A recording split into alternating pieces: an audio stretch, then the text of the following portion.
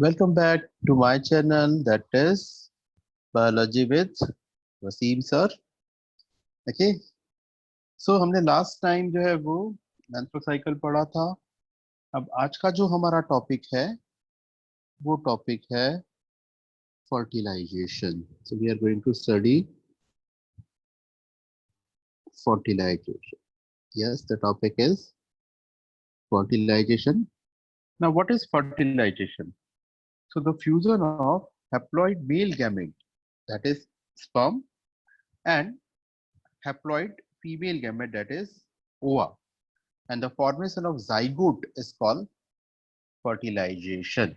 Okay, so male gamete, that is sperm, और female gamete, that is ova, इसके मिलने पे जो जाइगोट बनता है उसको अपन फर्टिलाइजेशन कहते हैं.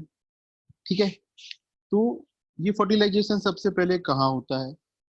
to take place in ampulla isthmus junction of fallopian tube. Okay, तो सबसे पहले फर्टिलाइजेशन में क्या होता है? फर्टिलाइजेशन से पहले it is arrival of sperm.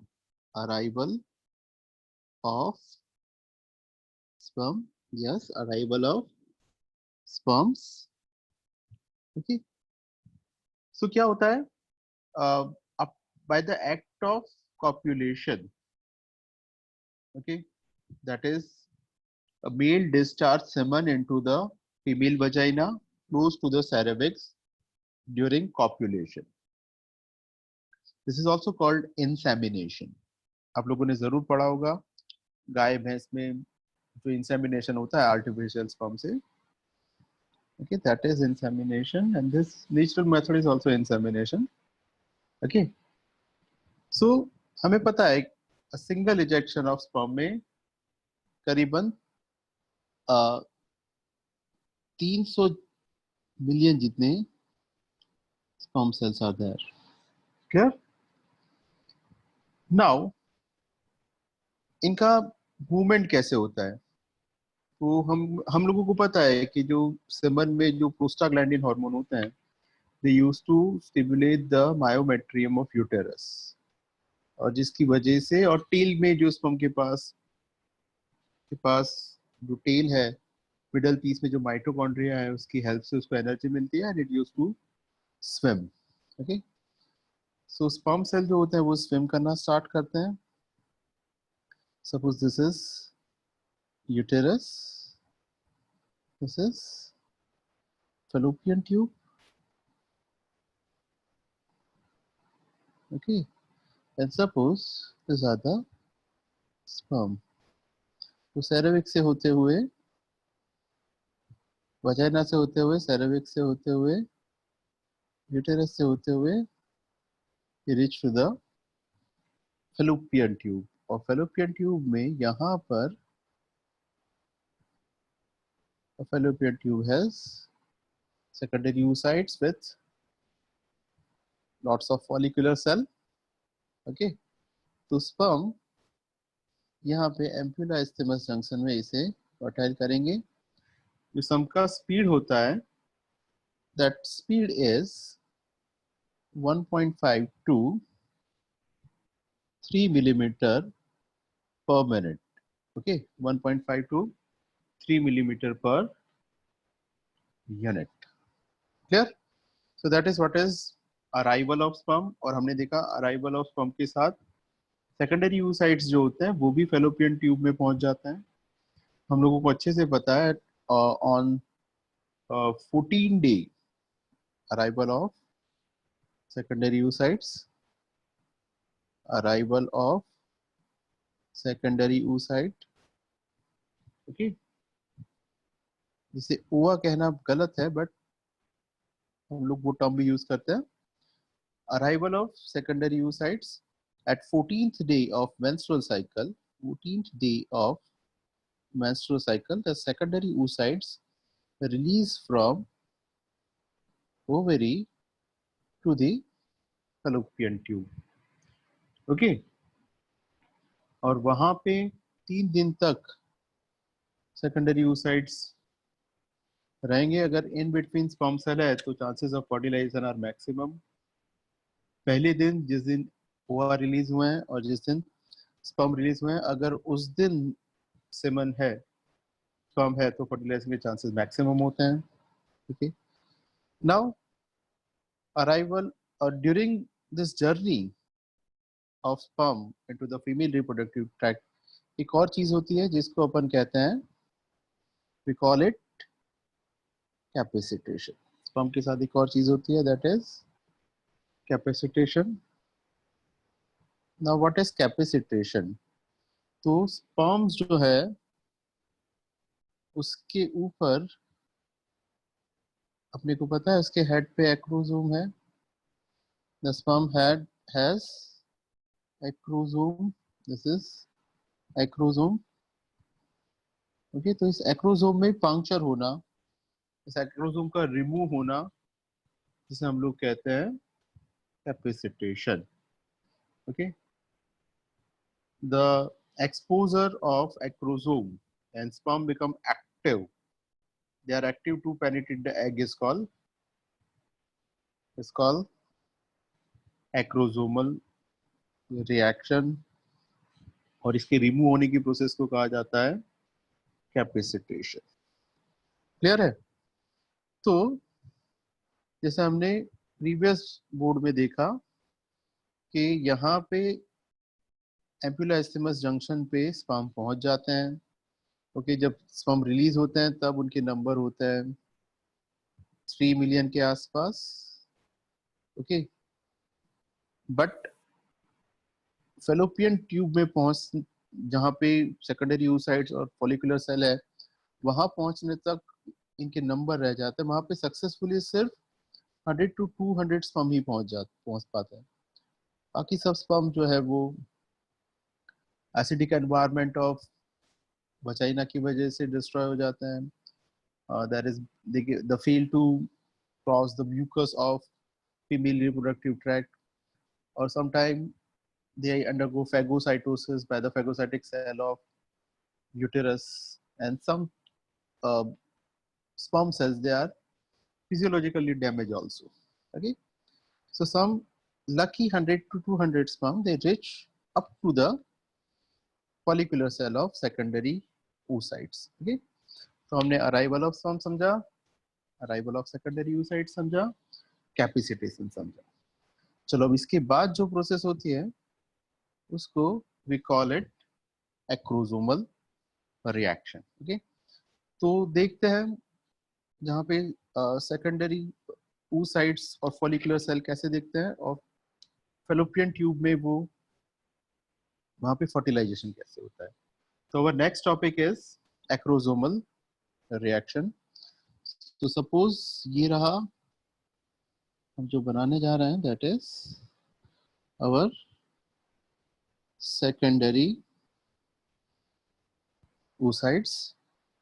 उसके सराउंडिंग में will have a layer of zona pellucida. So this layer is zona pellucida. Clear? ये जो लेयर होती है, दिस लेयर इज लाइकोप्रोटीन की बनी हुई लेयर होती है एंड नॉन लिविंग होती है. ओके, इसके बीच में जो स्पेस है, that space is perivitelline space. और उसके बीच में जो सेल होंगे, that cells are, you people know it, बहुत बार देख चुके हैं हम, यार, corona radiata cell.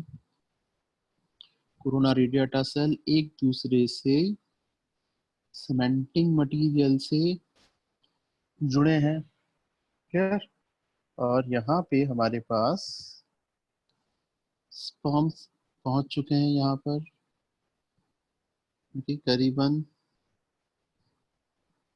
100 to 200 sperms simultaneously rich at this site. यहाँ पर एक्रोसोमल रिएक्शन होगा. Okay, the fourth point is acrosomal reaction. Acrosome के जो एंजाइम है वो अब एक्सपोज हो चुके हैं. आपको पता है उसमें हाइलुरोनिडेज है, हाइलुरोनिडेज. ये एंजाइम जो सीमेंटिंग मटेरियल है hyaluronic acid between the cell, जिससे सेल जुड़े हैं, उसको ब्रेक करेगा. There is okay corona penetrating enzyme. Corona penetrating enzyme directly destroy the corona cell. So ये जो कोरोना सेल है, कोरोना सेल ओके उसको तोड़ेगा. This layer is zona pellucida. मतलब दो तरीके से सेकेंडरी oocytes पे तक पहुंचने की कोशिश होगी. एक जो हाइलुरोनिक एसिड है, दिस इज हाइलुरोनिक एसिड, उसको ब्रेक करने की कोशिश की जाएगी. और दूसरा सीधा कोरोना रेडिएटा सेल को तोड़ने की कोशिश की जाएगी. Okay and that is how some lucky sperm cell reach up to the zona pellucida. Okay, zona pellucida में पहुंचते ही zona lysine is there. Zona lysine, this zona lysine it will break this area. Okay, इतना सारा break नहीं हो जाता, वो थोड़ा सा ब्रेक होता है. But you know technology, thanks to technology जिसकी वजह से हम लोग अभी पढ़ रहे हैं. ओके तो सब जो इतना ये ब्रेक हुआ, उसके बाद एक जो स्पर्म सेल होती है वो वाइटलाइन स्पेस को क्रॉस करती हुई, वाइटलाइन पेरीवाइटलाइन स्पेस को क्रॉस करती हुई, it is enter into the cytoplasm of secondary oocyte. Okay जैसे ही हम जो स्पर्म होता है वो साइटोप्लाज्म ऑफ oocytes पहुंचता है, उसके बाद जो रिएक्शन होती है उसको we call it cortical reaction. क्या कहेंगे? We call it cortical reaction. Cortical reaction में क्या होगा आगे समझते हैं. Okay will take a new board. Cortical reaction में हम लोग यहाँ पे हैं, दिस इज सेकेंडरी oocytes और उसके बाहर this one is zona pellucida. हमारे स्पर्म जो है कोरोना रेडिएटा को क्रॉस करते हुए, जोना पेल्यूसिडा को क्रॉस करते हुए, वाइटलाइन स्पेस को क्रॉस करते हुए साइटोप्लाज्म ऑफ oocytes तक पहुंच गए हैं. ठीक है, टेल बाहर रह जाती है, middle piece and head enter into the cytoplasm. Okay अब यहाँ पे there are granules beneath the vitelline membrane. These granules merge with vitelline membrane and release their enzyme in a perivitelline space. So these granules release the enzyme. These are granules. These granules release enzyme in a perivitelline space. As a result, the other sperm fail to enter. जो दूसरे sperm है वो अब यहाँ पे enter नहीं हो पाएंगे. And that is how one can prevent a polyspermy. What is polyspermy? That is entry of more than one sperm inside the cytoplasm. ये possible नहीं हो पाता. Okay. Now cortical reaction के बाद जो membrane कही जाती है उसको fertilizing membrane कहा जाता है. It is called fertilized membrane. Okay. And sperm की एंट्री के साथ आप लोगों को अच्छे से पता है कि स्पर्म की एंट्री के साथ सेकेंडरी oocytes जो होता है, दैट सेकेंडरी oocyte, ये जो है वो सेकेंडरी oocytes है. It is going to be complete meiosis 2. It will come out from metaphase and produce ova and second polar body. So this is ova and this is second polar body. यहाँ तक सबको clear है?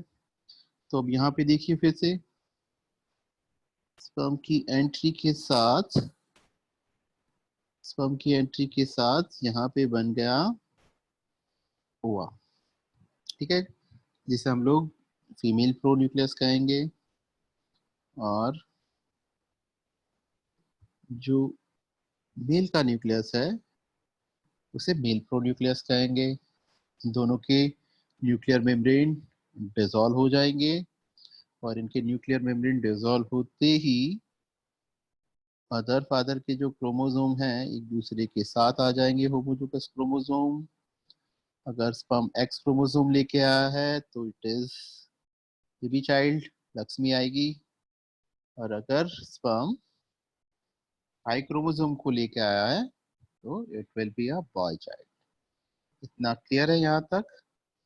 तो जैसे ही male and female pronucleus मिलते हैं, the formation of zygote take place. तो ऐसे जाइगोट बन जाती है and that is the end of fertilization. सारे स्टेप अच्छे से याद रखना। सबसे पहले अराइवल ऑफ स्पर्म, उसके बाद अराइवल ऑफ सेकेंडरी oocytes, फिर कैपेसिटेशन, फिर एक्रोसोमल रिएक्शन, फिर कॉर्टिकल रिएक्शन, फिर कैरियोगेबी और जाइगोट का formation. Hope you like this new way of zoom. Okay, यहाँ पे चेहरा और बोर्ड तो नहीं दिख रहा, लेकिन hope I you understood everything. Okay, so आपकी एनसीईआरटी को पढ़ते रहिएगा, कोई भी अच्छी एक रेफरेंस बुक को पढ़िएगा और उसमें ये टॉपिक आप देख लीजिएगा। Till then, take care and again bye bye. Okay, I am not good at all at drawing. Bye, take care.